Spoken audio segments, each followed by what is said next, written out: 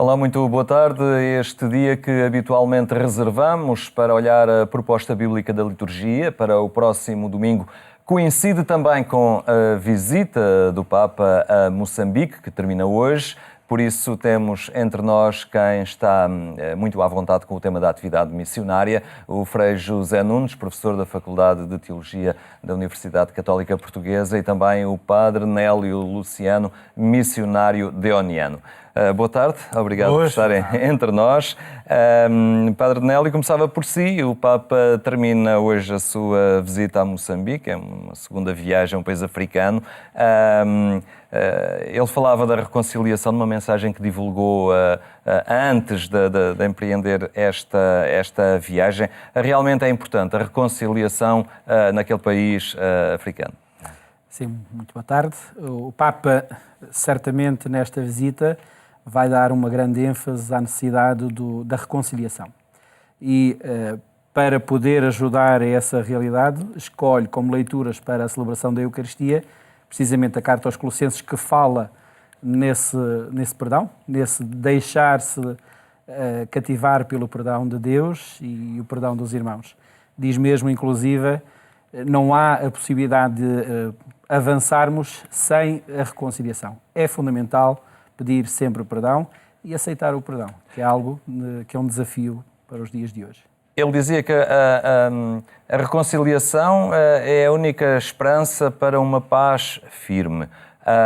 E na realidade, este entendimento entre Frelimo e Renamo, entre as forças que se combateram em Moçambique, continua ainda a ser um caminho que tem alguns metros ou quilómetros para andar, e é essencial esta reconciliação na sociedade moçambicana. Sim, sem dúvida, porque nós estamos diante de uma realidade que ainda não está consolidada. Se nós formos e visitarmos várias localidades para a zona do interior, por exemplo, na Zambésia, que é onde eu conheço melhor, ainda hoje os sinais estão muito visíveis.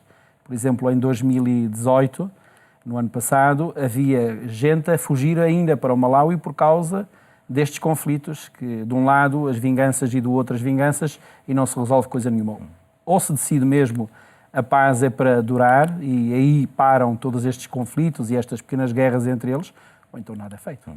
José Nunes, Moçambique é também um país cristão, católico, mas onde se convive com uma presença muito forte do islamismo também, e entre os cristãos as coisas um bocadinho pulverizadas entre diversas, nomeadamente agora, mais recentemente, com grupos religiosos cristãos, mas não propriamente católicos. Pois, que a gente não chama seitas, mas são novos movimentos religiosos, digamos assim. É um termo muito menos pejorativo e mais enfim, adaptado à realidade, de facto, mais adequado. Mas ainda bem que o Henrique está a tocar esse assunto, porque nós estamos no plano das missões, da teologia da missão, o Papa como missionário. E este Papa Francisco, que é muito conhecido por algumas notas, como, por exemplo, em tudo o que ele escreve, a alegria, não é? A alegria do Evangelho, a alegria da verdade, não é? A alegria do amor. Portanto, a alegria, isso é um dos temas fundamentais dele. Outro, o do cuidado com a criação. Outro, o das periferias, dos pobres, não é?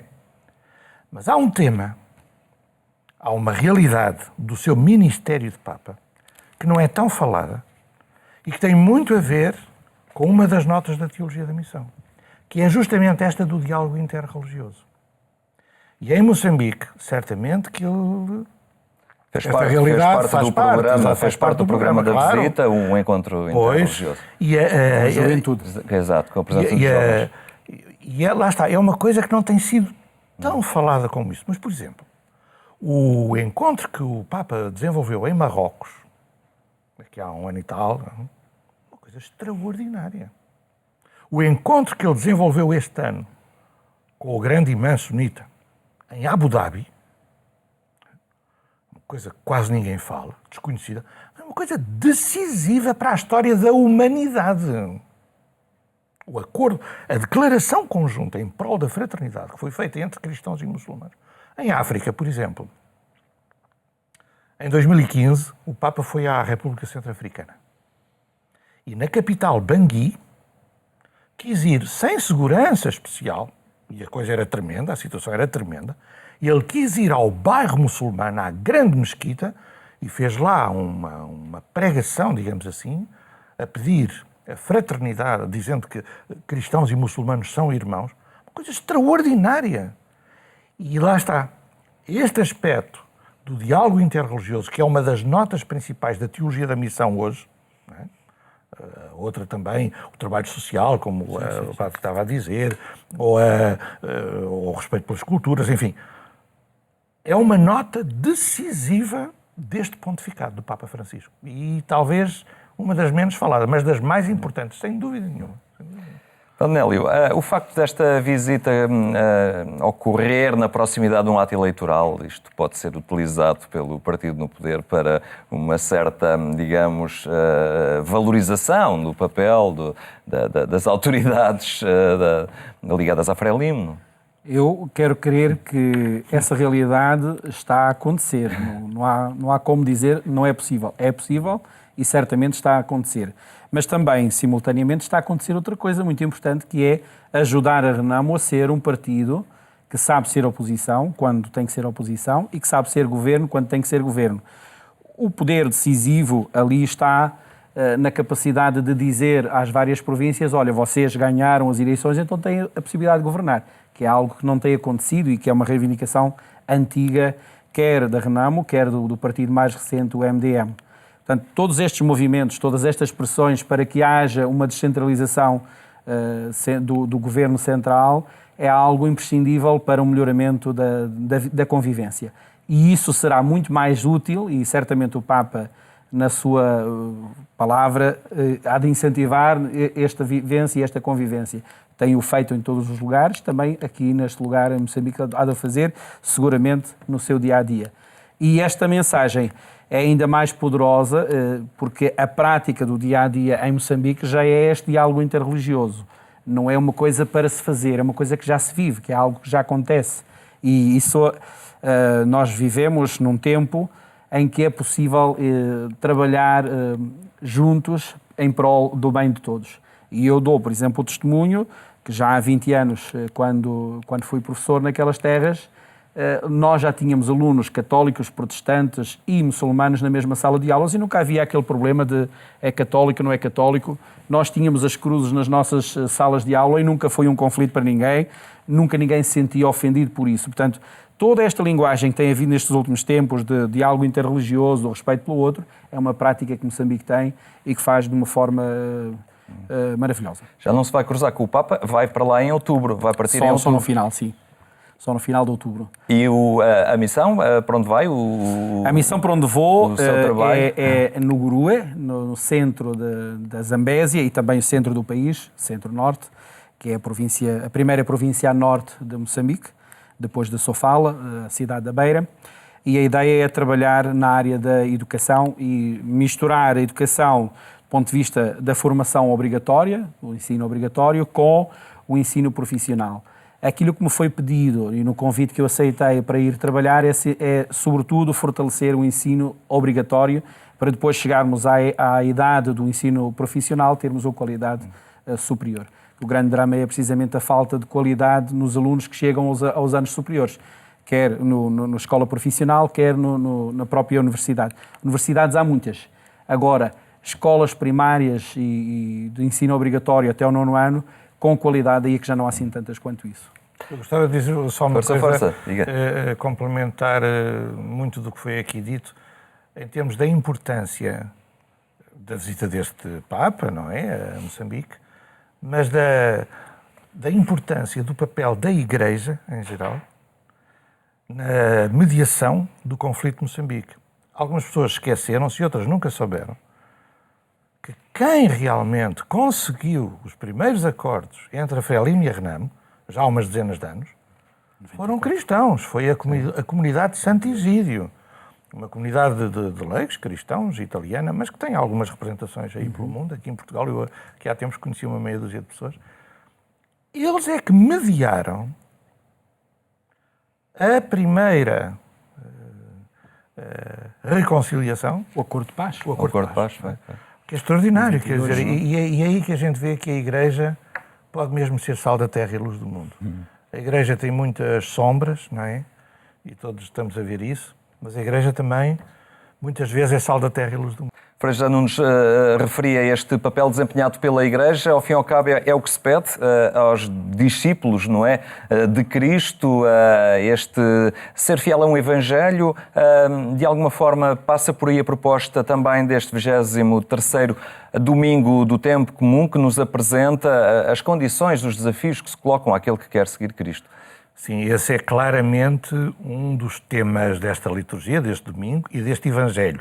Talvez que haja mais um ou outro aspecto que nós poderemos depois comentar, depois da escuta do Evangelho, mas esse, o das condições, dos desafios que existem para ser discípulo de Jesus, esse está claramente no Evangelho. E estes homens e mulheres da comunidade de Santo Egídio sentiram esse apelo, esse desafio, e como discípulos de Jesus foram para Moçambique promover a reconciliação. Em que ano já, hein? Penso que 91, 92. 91, 92. Na altura do... Vamos então escutar o Evangelho de Lucas, que nos é aqui lido pela voz de Luís Miguel Sintra.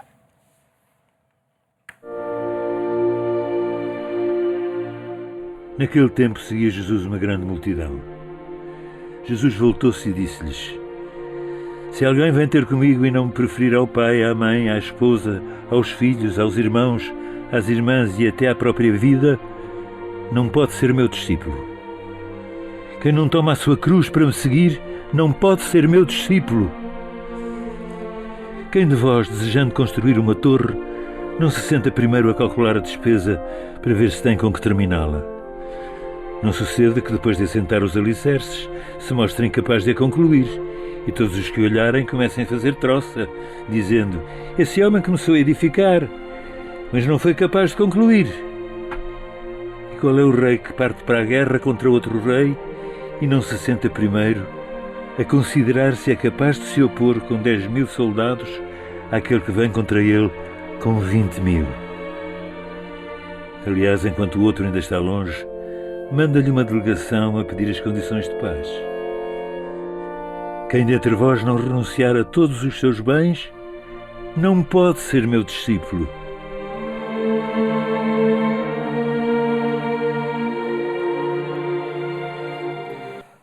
Padre Nélio, escutávamos aqui o Evangelho de Lucas e realmente ele fornece-nos então essas tais linhas indicadoras, essas coordenadas do caminho que se abre àquele que decide seguir o Evangelho, seguir a proposta de Cristo. Sim, essa é a prioridade das prioridades. Para seguir Jesus Cristo, precisa de conviver com o bem e esquecer que o mal pode dominar de alguma maneira. Então, promover o bem é sempre algo que está no horizonte daquele que é missionário, daquele que veste a pele de Jesus, como se costuma dizer. Não é? Se nós queremos ser outros Cristos na Terra, precisamos mesmo de promover o perdão e o perdão aos inimigos, não é o perdão aos nossos amigos, porque aos nossos amigos até é relativamente simples pedir perdão. Agora, aquele que nos faz mal, aquele que mata a nossa família, isso é algo que é mais difícil. E Moçambique soube fazer essa experiência. Durante anos, as pessoas da mesma família mataram-se por causa de estarem de um ou do outro lado da guerra, mas hoje vivem em paz. E viver em paz com aqueles que fizemos a guerra e que são nossos irmãos, não é apenas irmão de sangue no sentido lato, no sentido mesmo de família próxima, irmãos do mesmo pai e da mesma mãe.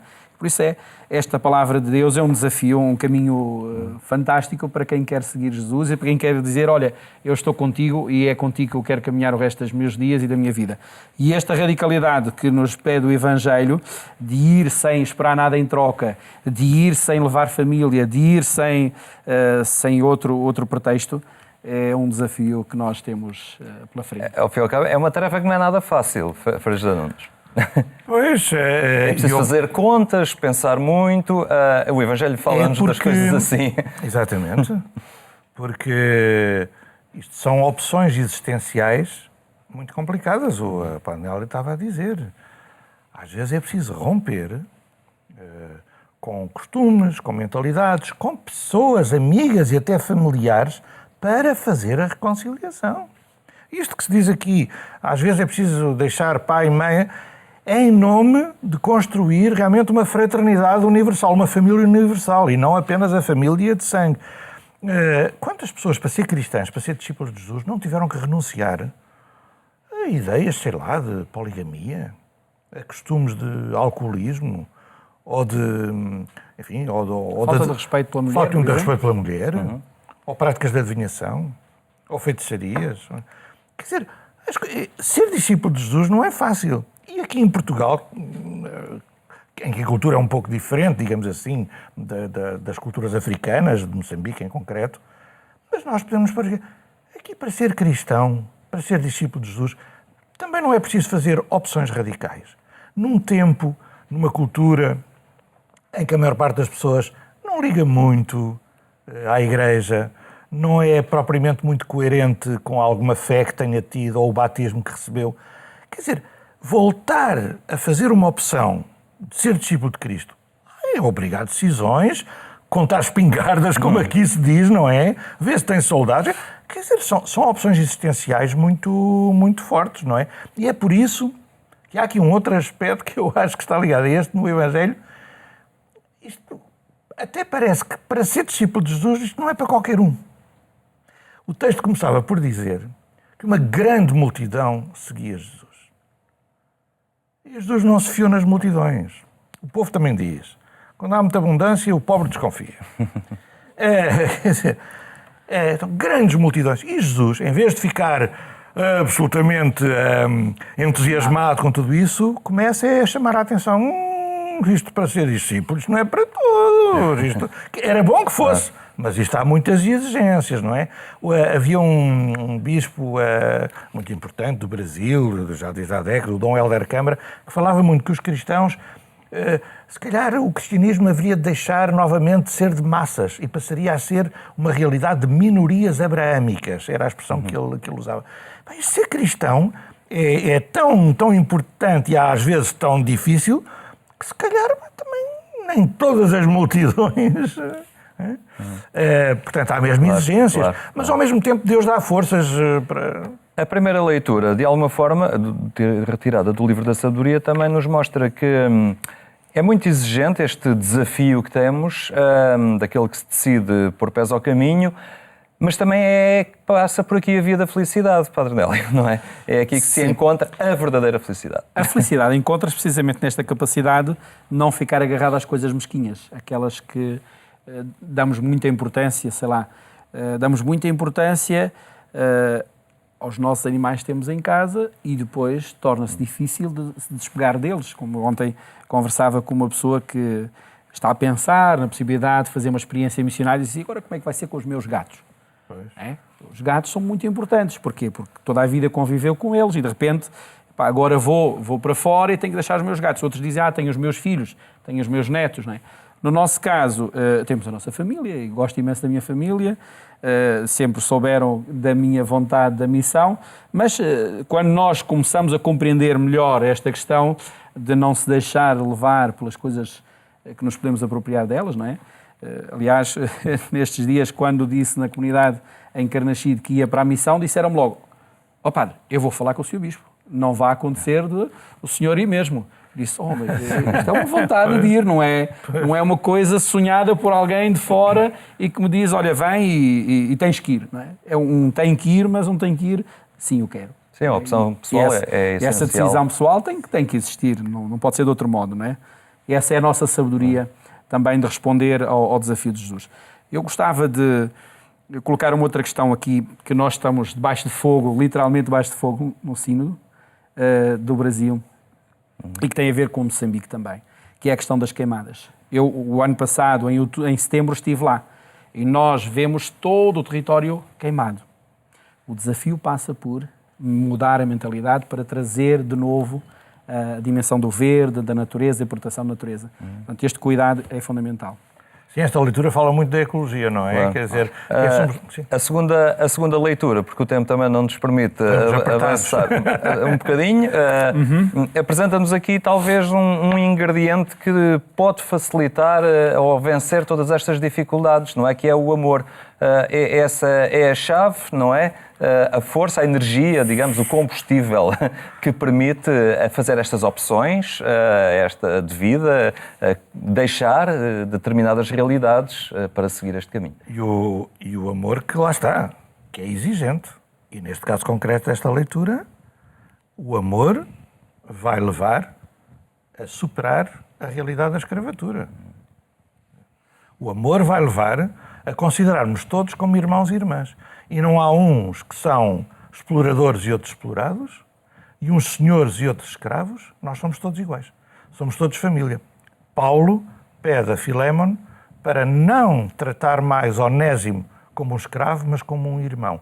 E há imensos textos nos primeiros séculos da Igreja a falar desta realidade que os cristãos se sentem como irmãos. E hoje a escravatura para nós é uma coisa condenável, toda a gente tem isso muito... Nesta altura era algo radical, muito radical, algo que ninguém compreendia, não é? Tratar o escravo como um irmão.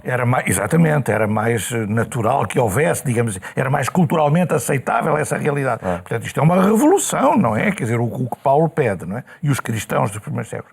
Mas atenção, que hoje, e a propósito de falar da atualidade da escravatura hoje, aqui há uns anos, creio que foi 2015, não tenho a certeza, há 3, 4 anos, o Papa Francisco, na mensagem do dia 1 de janeiro, Dia Mundial da Paz, intitulou-a As Novas Escravaturas de Hoje. Hoje há muita gente escrava. Até a trabalhar, escondidos, prisioneiros, acorrentados, a trabalhar 12 horas por dia. Vemos isso na televisão, não sei quantas... Tráfico de pessoas, são escravos. Claro. Há novas formas de escravatura, não é? E é preciso lutar contra elas. Muito bem, o tempo não nos permite avançar muito mais, mas eu agradeço a vossa presença aqui num dia especial em que o Papa também concluiu a sua visita a Moçambique. Moçambique acabou por estar também um bocadinho como o pano de fundo desta nossa conversa. Mais logo, não esqueça a edição rádio do programa Eclésia, que espera por si na Antena 1 pelas 22h45. Tenha então uma ótima tarde, tenha também um bom fim de semana.